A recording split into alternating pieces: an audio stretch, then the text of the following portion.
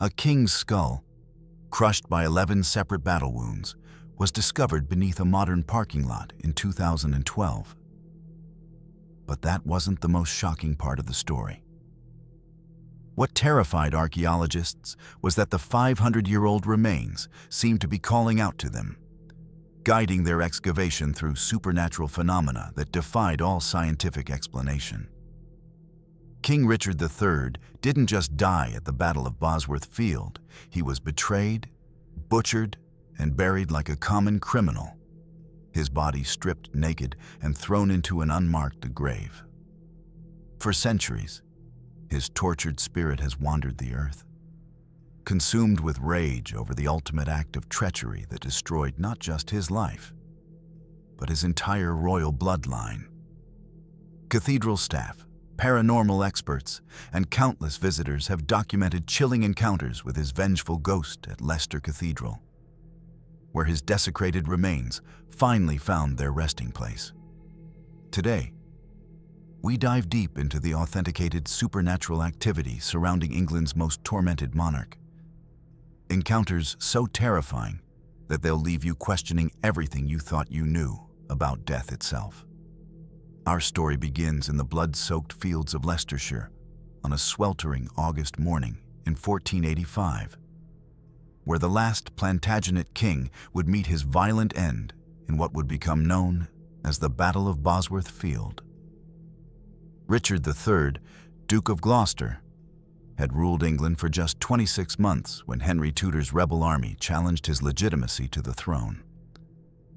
At 32 years old, Richard was a seasoned warrior who had spent his entire adult life fighting for his family's claim to power during the devastating Wars of the Roses.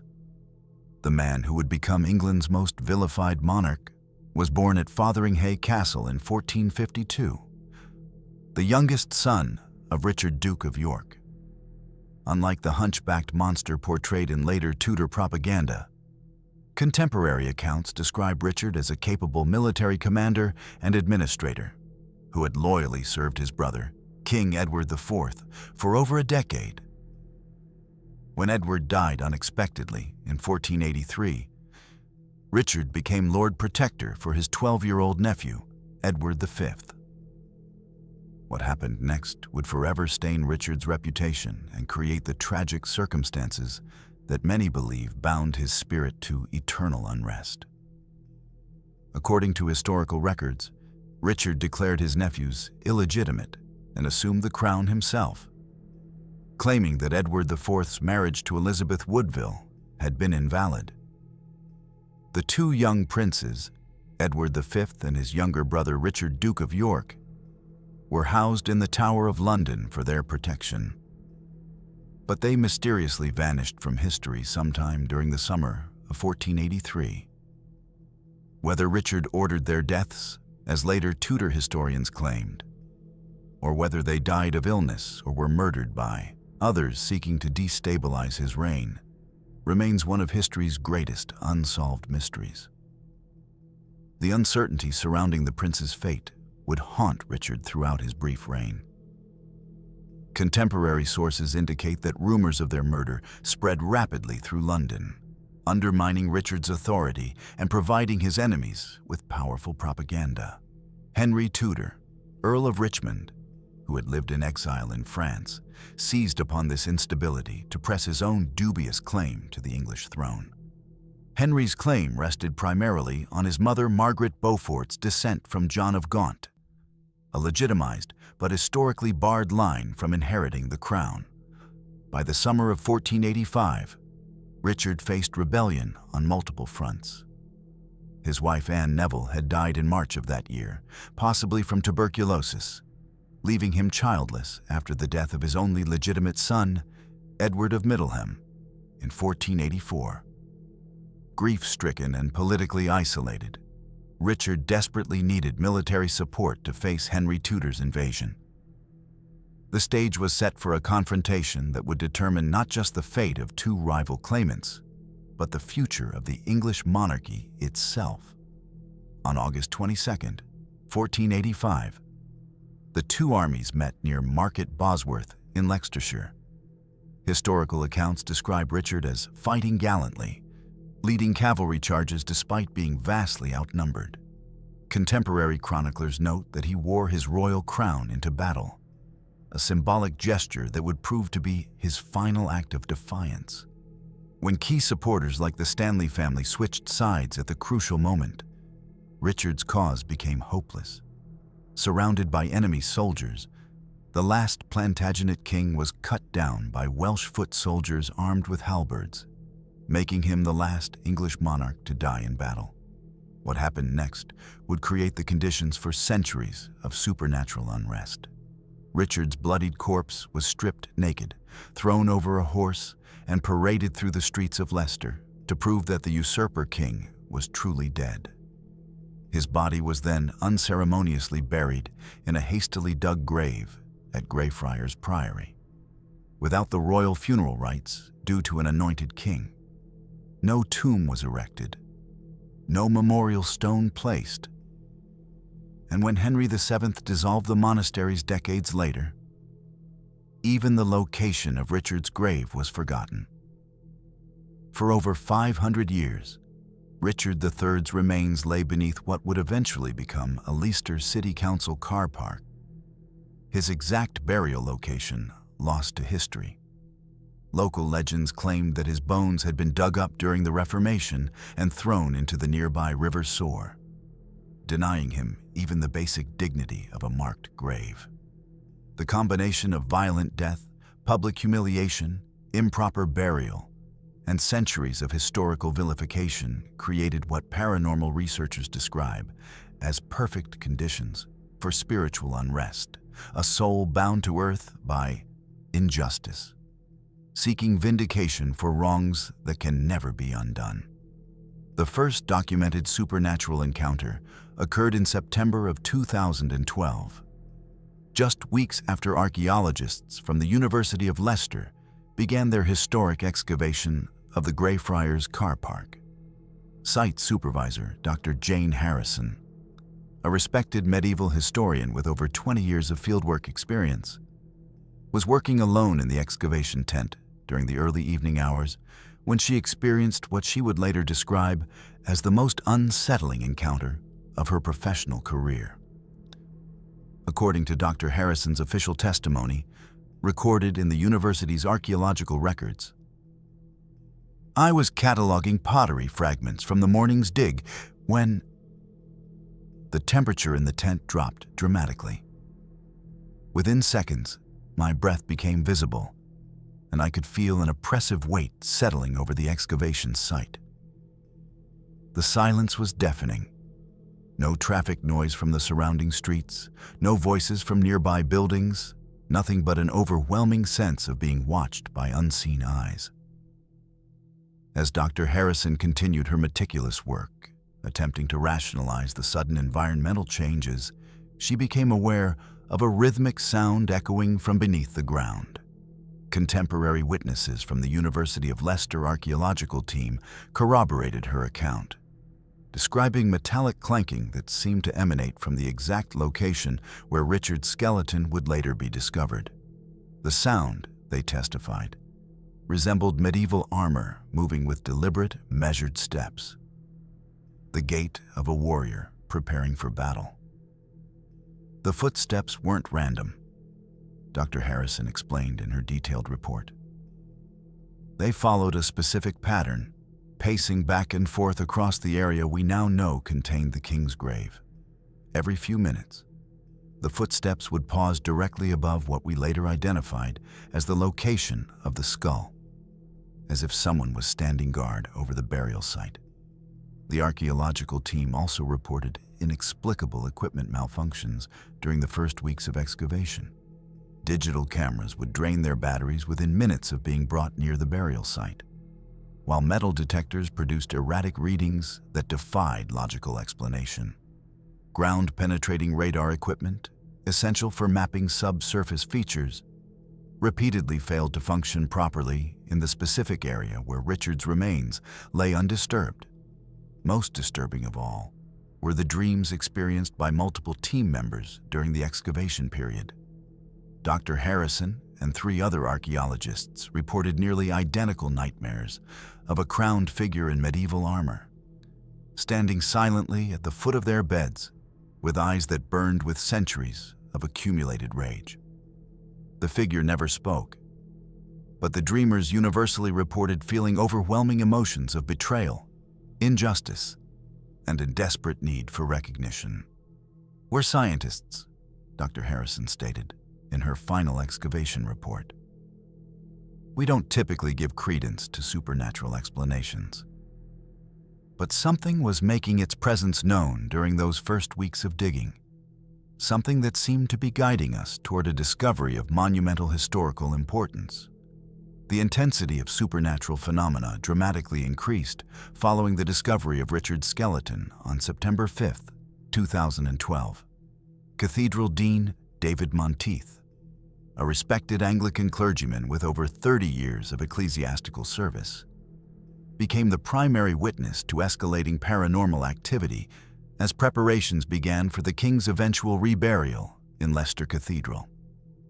"I've served in churches across England for 3 decades," Dean Monteith testified in his official statement to diocesan authorities. "I've conducted thousands of funeral services and blessed countless burial sites. But nothing in my experience prepared me for what began happening at Leicester Cathedral during the period between Richard's discovery and his reburial ceremony." The first major incident occurred during a late evening cathedral service in October of 2012. Dean Monteith was conducting Vespers with approximately 20 congregation members when the ancient stone building began experiencing what he described as impossible temperature fluctuations. Within moments, the breath of everyone present became visible in the suddenly frigid air, while simultaneously, the metal fixtures throughout the cathedral became scorching hot to the touch. The organ pipes began resonating without any human intervention. Dean Monteith recorded in the cathedral's official chronicles. "Deep, mournful tones filled the nave, not following any recognizable musical pattern, but creating a sound that seemed to express centuries of accumulated anguish. Several congregation members fled the building, but I felt compelled to remain and bear witness to whatever was manifesting in our sacred space. As the supernatural activity intensified, physical manifestations became increasingly dramatic. Cathedral maintenance staff reported tools moving independently in the areas being prepared for Richard's tomb. Stonemasons working on the memorial reported their chisels being guided by an unseen force, creating inscriptions they had not planned. It was as if someone else was directing our hands," testified master craftsman William Crawford, whose family had worked on cathedral stonework for 4 generations. "The chisel would move with purpose and precision beyond my conscious control, spelling out words in medieval Latin that I don't even understand." The most chilling encounter occurred during a December 2012 planning meeting for the royal reburial ceremony. Bishop Timothy Stevens, along with 6 other church officials, were reviewing funeral preparations in the cathedral's chapter house when they witnessed what contemporary records describe as a full apparition manifestation. A figure materialized near the planned burial site. Bishop Stevens testified in his confidential report to the Archbishop of Canterbury. The apparition appeared to be wearing royal regalia, a golden crown and flowing ceremonial robes. But the face was twisted with an expression of profound suffering. The figure's eyes held an intelligence that was unmistakably human, filled with what I can only describe as desperate longing for proper recognition and burial.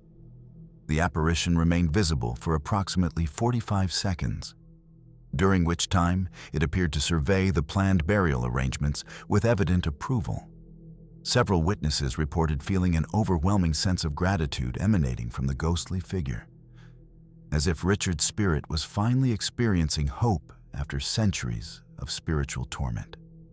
Cathedral security cameras captured anomalous readings during this period, showing unexplained light sources and temperature variations in areas where no living persons were present.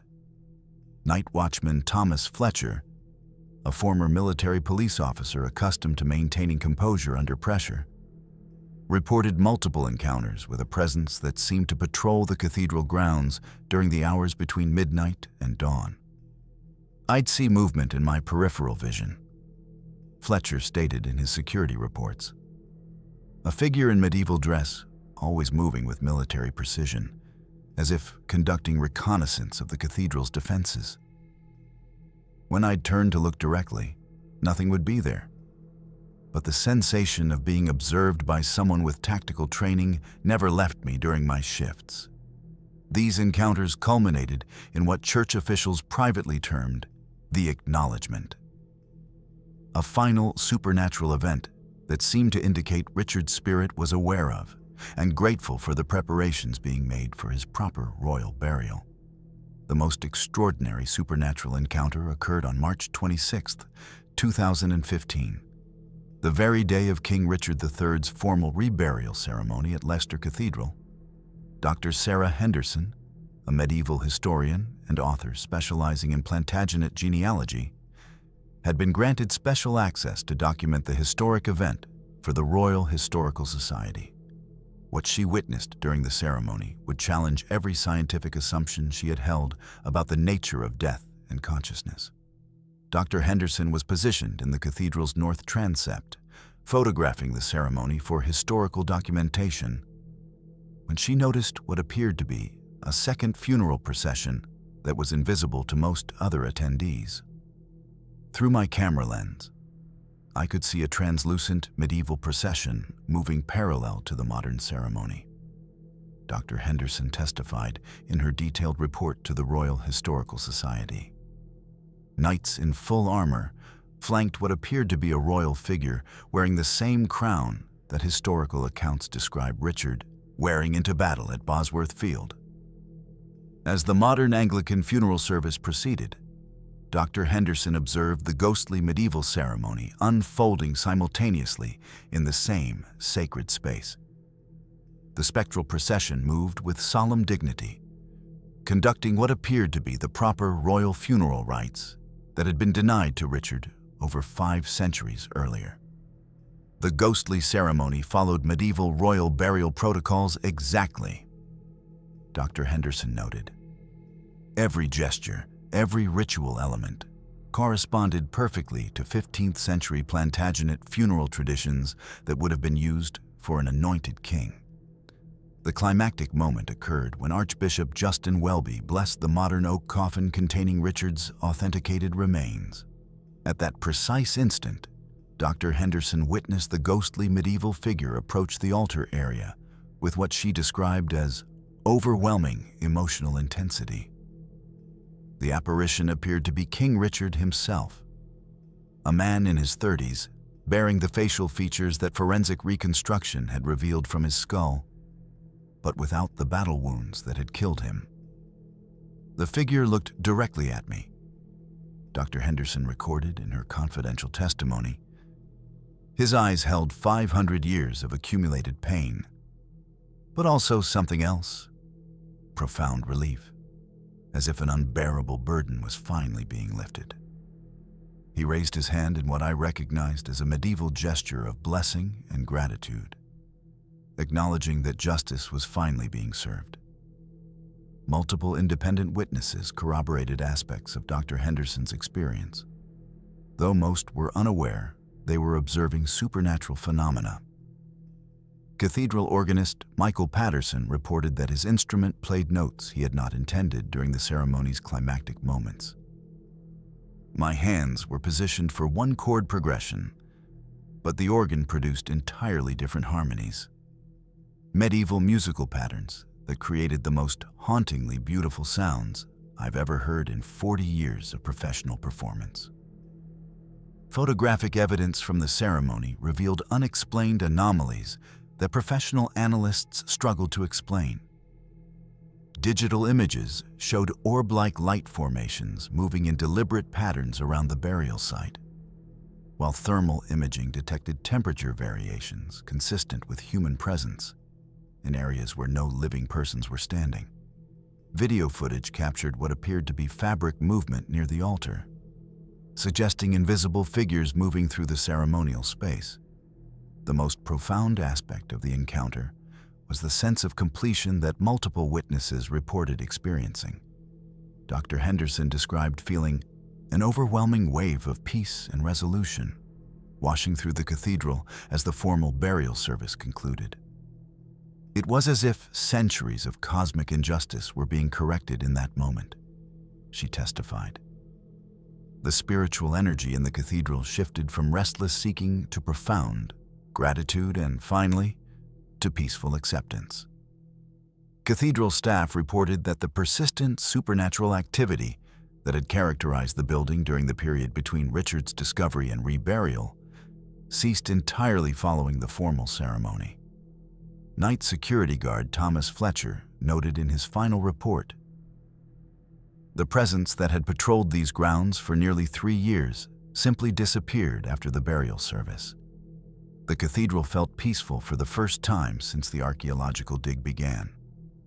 Perhaps most remarkable was Dr. Henderson's final observation of the medieval ghostly procession.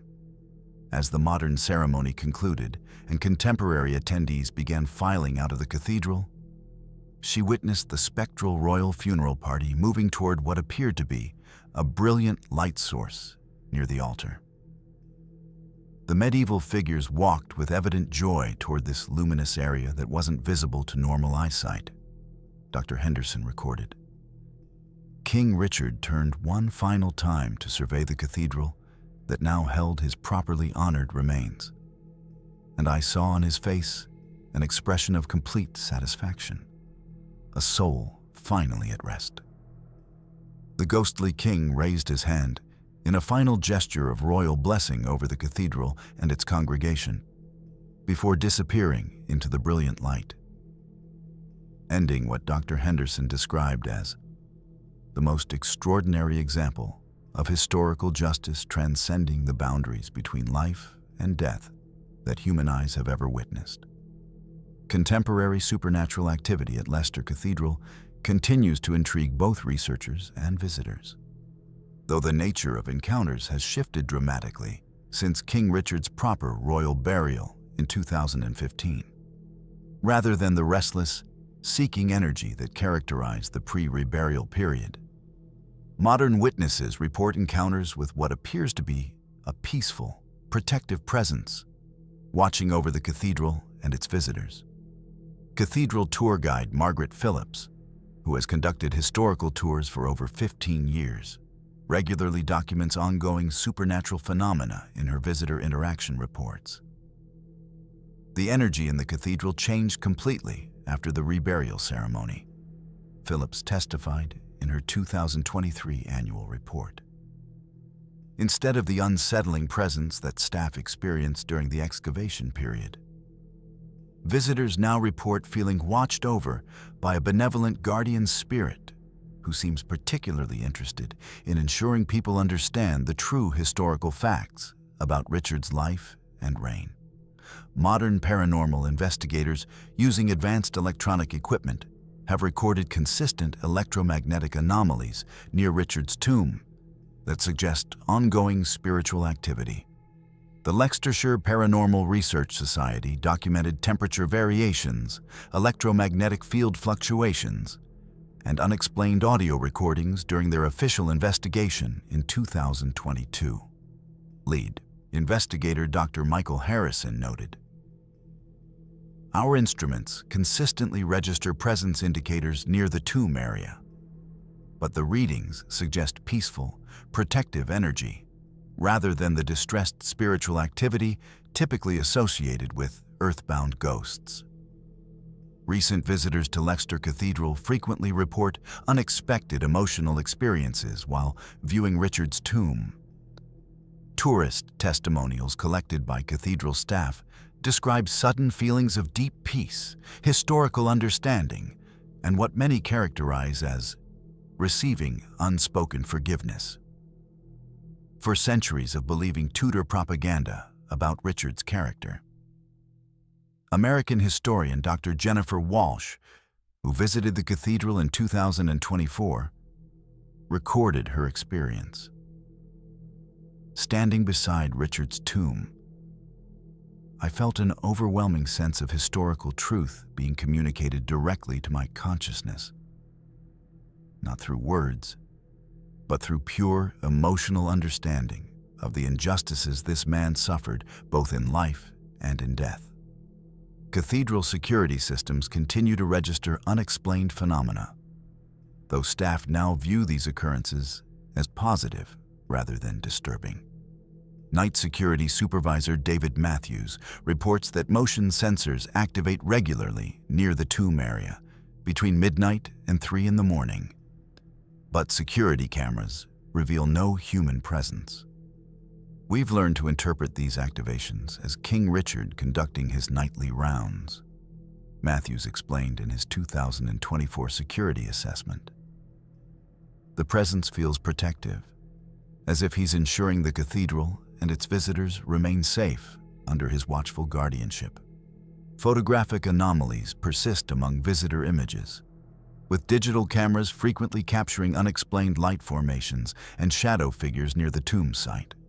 Professional photography analyst Dr. Catherine Moore, who examined over 200 visitor photographs in 2023, concluded, "The consistent appearance of luminous anomalies in images taken near Richard's burial site suggests ongoing paranormal activity. But the light formations appear peaceful and welcoming rather than threatening or aggressive." What keeps King Richard III's spirit connected to Leicester Cathedral after finally receiving the royal burial he was denied for over 5 centuries? Perhaps the answer lies not in unfinished earthly business, but in a deeper understanding of justice that transcends the boundaries between life and death. The transformation from vengeful, restless spirit to protective guardian suggests that some souls remain bound to our world not by anger or despair, but by love and responsibility for historical truth. Richard's ghostly presence appears to serve as the eternal sentinel, ensuring that visitors understand the man behind centuries of Tudor propaganda.